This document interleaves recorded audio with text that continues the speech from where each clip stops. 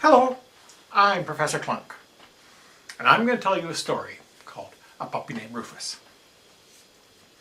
Now this is a story about a dog who's not old, a puppy named Rufus, who didn't do as was told.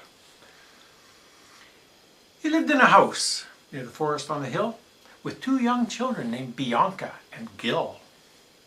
They played in the yard, went for walks on a leash, although never into the forest, sometimes to the beach. And then one day, last summer, as the leaves fell to the ground, Rufus was left all alone when the school bus came around. Bianca and Gil told Rufus, "At home you do stay. When we get home from school, then we will play." But Rufus got lonely. He sure missed those kids. He didn't want to stay home. So here's what he did. After 1 hour of digging the ground, the other side of the fence, Rufus now found. He looked up the road, which led down to the beach, and then heard from the forest an interesting screech. He ran into the forest with a leap and a bound towards the owl. Who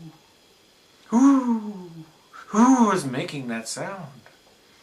He followed a path in time to see a busy little beaver dragging a tree, then barking and jumping into the mud just beyond as the beaver swam with his tree to his house on the pond. He saw a butterfly, heard the chirp of a cricket, and then chased a quick rabbit into a thorny thick thicket. A family of raccoons all ran up a tree. He saw a possum looking at him, and then two, and now three.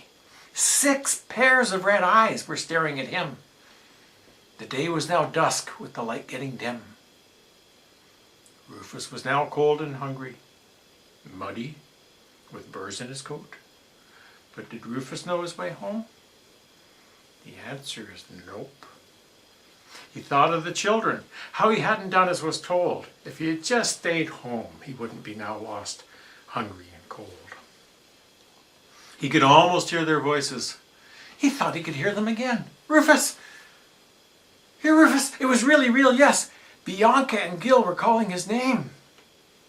Rufus was so happy to be found at last, and everyone felt better after his bath. So ends this story about a dog who's not old, Rufus, who stays home now without being told.